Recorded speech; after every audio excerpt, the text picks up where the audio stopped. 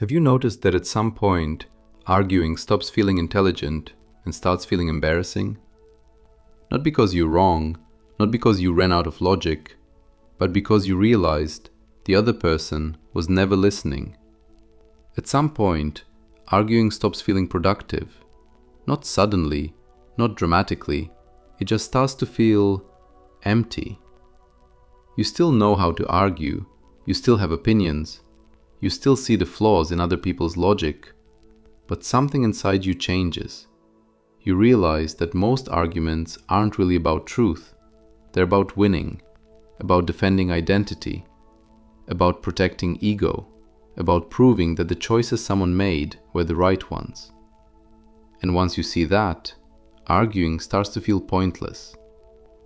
Early on, most people argue because they believe in something simple, that if they explain themselves clearly enough, if they give the right example, if they stay calm and logical, the other person will finally understand. So they try. They argue respectfully. They listen. They respond carefully. They assume disagreement means confusion. But over time, a pattern becomes impossible to ignore. The same conversations repeat. The same objections come up. The same misunderstandings reappear. No matter how clearly you speak, nothing really changes. That's when you notice something uncomfortable. Most people aren't actually interested in understanding. They're interested in being right. They listen only long enough to prepare their response. They don't ask questions to learn. They ask questions to corner you. And arguments slowly turn into performances. One person speaks, the other waits, not to understand, but to counter. At that point, arguing stops being a conversation and starts becoming a competition. And competitions exhaust people who value honesty more than dominance. So some people stop engaging, not because they're weak, not because they run out of points, but because they realized something most people never do. You can't reason someone out of a position they didn't reason themselves into.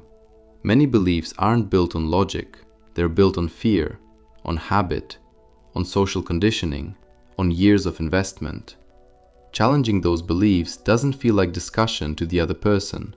It feels like threat, a threat to their identity, their choices, their sense of meaning.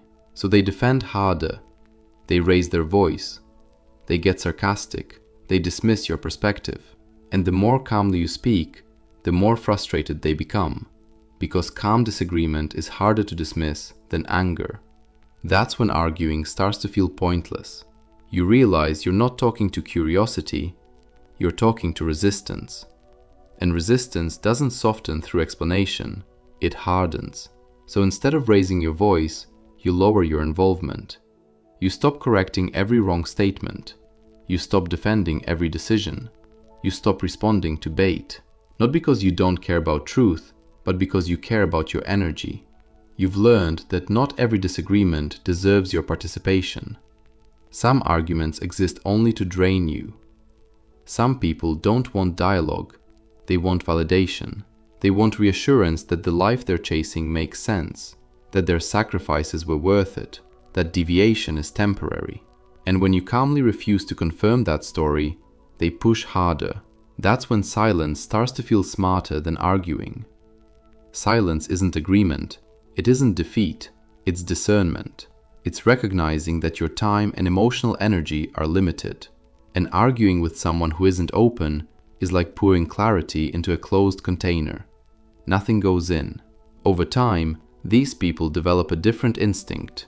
They don't jump into debates anymore. They observe first. They notice tone. They notice defensiveness. They notice whether curiosity is real or performative. If the conversation feels safe, open, genuine, they engage. If it feels evaluative, competitive, or aggressive, they withdraw. Not dramatically, not angrily. They just don't enter. To outsiders, this can look like indifference or avoidance, but it's neither. It's selectivity. They've learned that peace is more valuable than proving a point, that being understood by a few is better than being argued with by many, that clarity doesn't need to be defended constantly to remain valid. And perhaps the most important realization is this: winning an argument rarely changes a relationship, but losing yourself in constant conflict slowly erodes one. So they choose their battles carefully. Most of the time, they choose not to battle at all. And that choice unsettles people, because refusal to argue removes something powerful: control.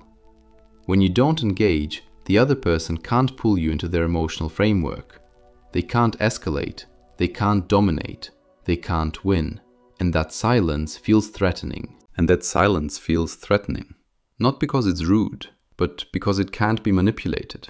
That's why arguing starts to feel pointless. Not because truth stopped mattering, but because you learned that truth doesn't need constant defense.